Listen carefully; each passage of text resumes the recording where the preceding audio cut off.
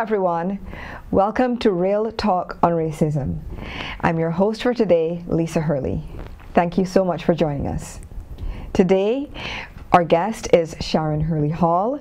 She's an anti-racism activist, she's a writer, an educator. She is the founder and curator-in-chief of Sharon's Antiracism newsletter, and she's also the diversity team lead and anti-racism educator at Omnis Education. Sharon, welcome so much to the show. Thank you, Lisa. I'm delighted to be here. Thank you, thank you, thank you. So let's jump right into it. We have a lot to talk about in a short space of time. So can you give us a bit of background as to what did you do before becoming an anti-racism activist? Well, I always like to think of my career as having three phases. And the first phase was working as a journalist, mostly for trade publications, both in the Caribbean and the UK. And then there was a sort of interregnum where I helped develop a journalism program at Coventry University, teaching both undergraduate and postgraduates. And then I became a freelance writer, which was phase two. Right. And for the last 10 years or so of that, I wrote a lot about digital marketing and small business topics. And so becoming an anti-racism writer, educator, and activist is phase three, essentially. Okay, so what led you, so this is phase three, so what led you to phase three? What led you to becoming an anti-racism activist? Well, what really happened was George Floyd got murdered. Now, it wasn't the first time that I had written about racism. I had done it on and off over the years. But I found that when that happened, it really struck me as it struck so many hundreds of thousands of people. And I wrote a heartfelt essay called I'm Tired of Racism. And once I started writing that, I realized that I had more to say. Right. I really was tired. I'd experienced racism, as many black people have, throughout my life, in different countries, in different contexts, personally and at work. And that just seemed to epitomize everything that was wrong with this system of white supremacy, with the racism that we all experience. And so that's what led me to get started. And then I started just sharing the experiences that I'd had, and it, you know, they all resonated with people. Okay, so was it based on that resonance, based on what you were writing resonating with others? Is that why you founded the newsletter? Or how did that become sort of a more formalized process from, okay, I'm just writing articles and posting on LinkedIn and social media, to a fully formed newsletter? How did that happen? What happened is I actually started writing on Medium because I had an account there. It was an easy place to publish. But what started to happen is that I noticed that content was getting suppressed on social media sites. And I knew from my experience writing about digital marketing and my experience just running my freelance business online that it's always wise to have your own platform. Right. So I started looking around for a place to write regularly and to connect directly with the people that wanted to read about these issues. And that's how I came to found the newsletter. So I started writing about racism in, I want to say May, June-ish, 2020, and I founded the newsletter in August of that same year. Okay, and the newsletter's name is? Sharon's Antiracism newsletter. As you can see, I used a lot of imagination for that one. Well, you know, the great thing is it's highly Googleable and easy to find, right? There is that. Okay, so one thing, of course, I have subscribed to your newsletter and I follow you on social media. One thing I notice about your newsletter is that you focus heavily on amplifying the voices of other writers and activists. Many people, including myself, you have a blog, you have a newsletter, and it is solely focused on your voice, and there's nothing wrong with that. But you definitely seem to have a focus on, okay, how do I lift others, amplify others, and get other voices out there? Why is that? I think, in a sense, it's part of who I am, but in another sense, it's about having as many voices as possible in this anti-racism fight, bringing all the people that are working in this space to a wider arena. And I mean, when I started, okay, I had a newsletter with a small subscriber base of, I don't know, 100 or so. Right. So in one sense you could say, well, you know, who does she think she is, you know, amplifying other people? But on the other, but you know, now I have 1,600 plus subscribers. And so there's a real chance to feature others. And I've always been very clear that it's not something that we do alone. Fighting racism is not something that we do alone. And there are a lot of people with valuable perspectives. And black people aren't monoliths. So and I think one of the things that other activists, would-be allies, and so on need to hear as part of their own education is this multiplicity of voices coming from the black community. And so I see that as part of my mission. And I started with the idea of featuring other activists, and I did a number of interviews with them, and other writers. I did a number of interviews with them, and most recently I've started a series, a Black Founders series. Okay, so what is that called? That is called Building Our Own Table, and it you know. Now tell me, yeah, okay, so tell me and tell our viewers about the inspiration behind that name, because it seems like if you put thought and strategy behind that. I think even from the founding of the newsletter itself and paying attention to what's going on, there's been a sense in which black people are often excluded from certain spaces. And so we have to create them for ourselves and include others like us in them. And so I wanted to focus on people that were doing just that. You know, black people founding diversity consultancies, black people creating stock image repositories, black people making a platform for black speakers, etc., etc., etc. And so the idea behind that is to find another way to get that out there, both for, because my newsletter is read both by black people and by white people. Right. By people who want to be allies, by people who want to learn more, and by people who want to feel seen. And so if I can do anything in any small way to get a few more people coming to visit these black founders' businesses and to work with them, then that's another way in which I'm helping to fight racism. Excellent, excellent. So a word that you mentioned there a couple of times was the word allies and allyship. Can you tell me a little bit more about what that means to you? How do you, what do you perceive an ally to be? What is allyship? Because I think a lot of our viewers right now would like to know and are probably on a journey of allyship themselves. So okay, so allyship is about actively working to dismantle racism. It is about using whatever privilege you have to create opportunities for people that may not benefit from that privilege. Allyship can be about reparations. Allyship can be about a lot of things. And most importantly for me, allyship is something active. One of the things I do in the newsletter is I try to leave people with an action that they can take. Sometimes that is doing further reading, and sometimes that is, here's how the black and brown people in your office might be feeling, and here's what you can do to support them. Here's how you can interrupt microaggressions, all of those things. Allyship has to be active. Allyship is a verb. Ally is a verb. It is also not a label that you apply to yourself. Interesting. Now, can you explain that a little bit more? You say, because I do know a lot of white people who are, you know, essentially self-proclaimed allies, and I never gave it any thought. I thought, okay, well, you know, that is certainly what they are intending to do. You know, their heart is in the right place, and so I've seen it as a positive. Is there an alternate perspective, or is there a nuance to that? There's a nuance. There's a nuance. I wouldn't say it's not positive. I would say that it is for the people that you are allied to say whether you're actually successful. Based on your actions. Based on your actions. Understood. It's not about you saying, oh, I'm an ally, because you know, there is such a thing as performative allyship. Right. There's you know, we all know of companies that trot out black colleagues and plaster them all over their ads during Black History Month, and then they disappear for the the other 11 months of the year. Right. We all know of those people. We don't, you know, so I think there's an action component to allyship, right?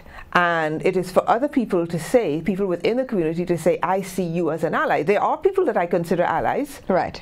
But they've proven it by their actions. They've proven it by their actions, exactly. Okay, excellent.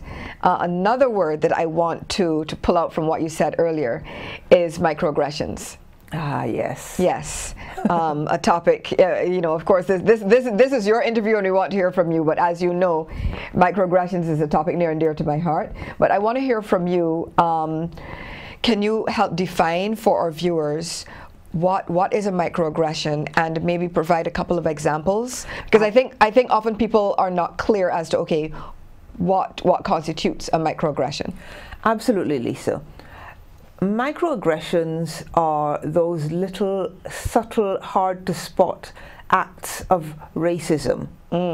And they're micro because they tend to happen one-on-one or in contexts where they're very small groups.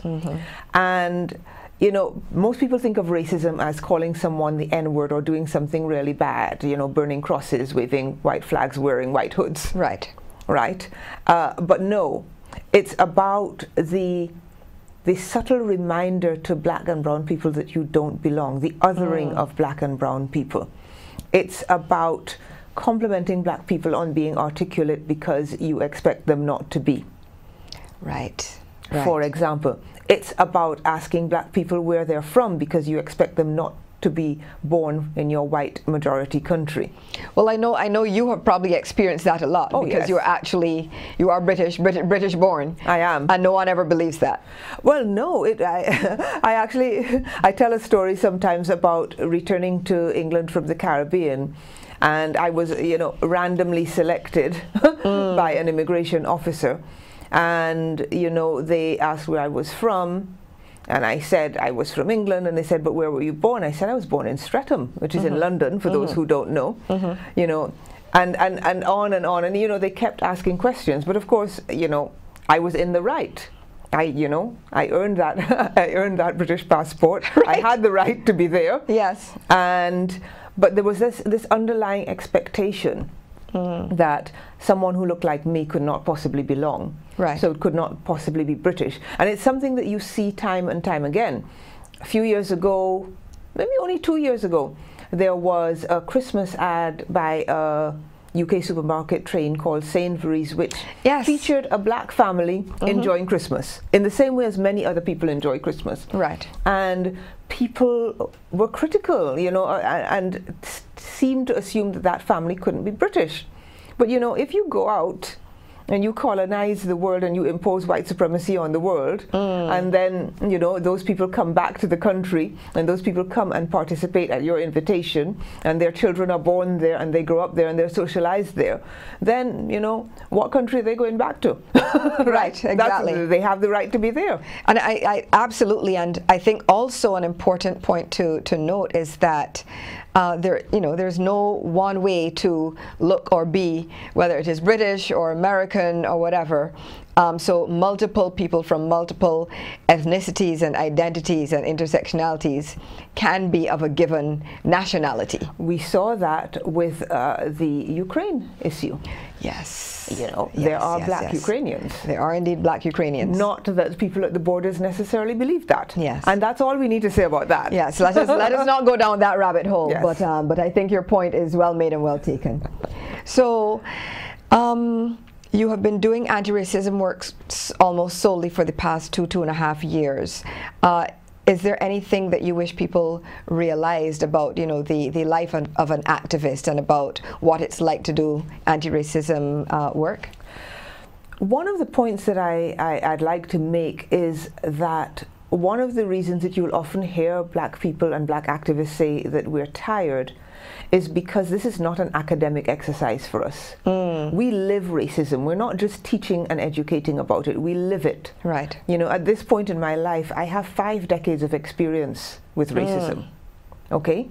In all sorts of ways, from the microaggressions right back down to the N-word in multiple languages. Okay? Wow. And so it's not an academic exercise for me. And you know, it's important to recognize this. Sometimes when we say do some of the work yourselves, go out and educate yourselves, is because there are days when we really can't do any more. We cannot enmesh ourselves in that anymore. For example, I refuse to watch videos of black people being manhandled and worse by the police. I do not need to see another one. I have seen enough.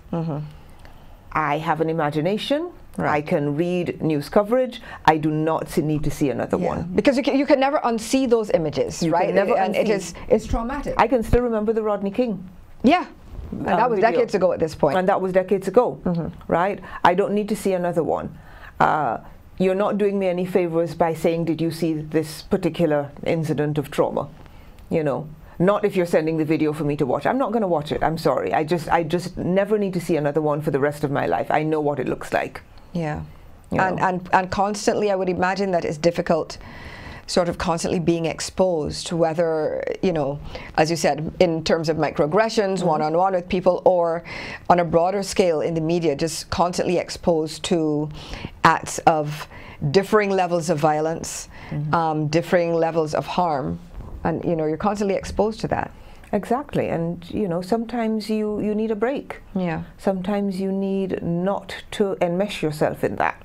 It doesn't mean that you're stepping away from the work. It means that you're taking a much needed pause to rest and recover before you come back to the fray. Well, I am glad that you actually let us, I'm glad that you let us here, because of course this is one of my next questions. Is it sounds like hard work. It is hard work, right? So how do you advocate for you? How do you advocate for yourself, for rest, for how do you prioritize self-care in the midst of doing this work? It's all about taking breaks when you need to.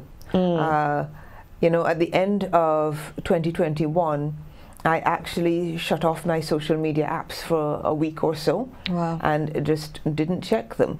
I didn't need to see any more stories at that point. And you know, sometimes it's about taking the time to relax. You know, I enjoy the beach. As you know, I spend most of my time in Barbados, and so lucky, so lucky.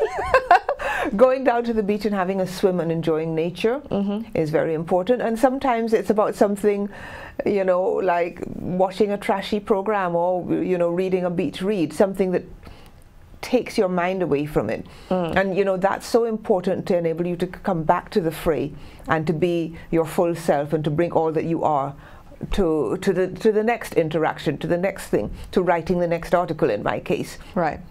You know, to having the next discussion, to participating in shows like this. Excellent, excellent. So that is how you take care of yourself, but I know that you're probably always doing something, I suspect, right? always, you know, moving and shaking and planning your next move. So what is next for you on your anti-racism journey, on your activism journey? What do you have planned? What can our viewers look forward to from Sharon Hurley Hall? Well, a few years ago, I published a book called Exploring Shadeism, which was an exploration of colorism. I am currently at the very beginning of the process to do a follow-up to that. That was based on research that was done some time ago in the Caribbean. And so I'm currently in the middle of working on what that will be. Right. I have put together a collection of essays from my newsletter, and I hope to publish that collection called I'm Tired of Racism, of course. I was about to ask what the working title was. Right, so, that's the working title. Right. I'm hoping to publish that before the end of 2022. I already have enough essays to do another collection, should I so choose. And yes, and then I'm just going to continue working with the newsletter and getting it out there. You know, it's very gratifying to me that people find the information valuable and that they're using it. One of the things I love best is when someone says, we sat down as a family and discussed your article. I took this into my office and we had a conversation. We read it in our ERG, you know, whatever. Because the point is, and one of the things I say is, you know, don't just subscribe to my newsletter if all you're doing it for is to make yourself feel good. Interesting. Right? I want so no brownie points allyship. No, I want you to take the information and do something with it, whether that's educating yourself, whether it's having difficult conversations with others, however you choose to use the information, do something with it, I think is the important thing. Don't just read and learn, act. Right. Reading and learning are important, yes. Right. I'm reading and learning all the time. I'm a lifelong learner. But acting is also important, and using what you can to make change, which is what I do with the newsletter. So read, learn, act. Right? That's the message. That is the message. That is the message. Yes. Maybe two final questions. One is, you're extremely prolific. How do you maintain that? How do you maintain that level of output? I think my journalism training helps. You know, as a journalist, you learn to deliver things to deadline. Right. I have my own deadlines. I have set my deadlines and schedule for the newsletter. I know what I aim. I actually have cut back. I started very, very prolifically publishing several times a week. And then I stepped back and I thought, I don't actually want to hear from anybody 4 or 5 times a week. Why should I assume anybody wants to hear from me that often? Why don't I give people time to digest the information and to look forward to it? So I've cut back to a couple of times a week with an occasional audio episode, right? So I usually publish 8 to 10 times a month. So in addition to read, learn, act, is there any other message that you want to leave with our viewers as we begin to wind down? I want to say that dismantling racism, dismantling systemic racism takes everybody. We all have to act. We all have to do our part. And sometimes your part is educating yourself and then moving on to action. Right. And sometimes your part is using your privilege to make space for others. And sometimes your part is campaigning to undo unjust laws and practices. Whatever you can do, that's what you need to be doing. Excellent. Okay, and so as we begin to wind down completely now, where can people connect with you, Sharon? Well, of course, you can get my newsletter on antiracismnewsletter.com. You can find out more about all my other ventures on sharonhh.com, and you can also connect with me on LinkedIn, where my username is also SharonHH. Okay, thank you very much for joining us, Sharon. It's been a pleasure having you, and thanks to you, viewers, for joining us today. This has been Real Talk on Racism, and I'm your host, Lisa Hurley. See you next time.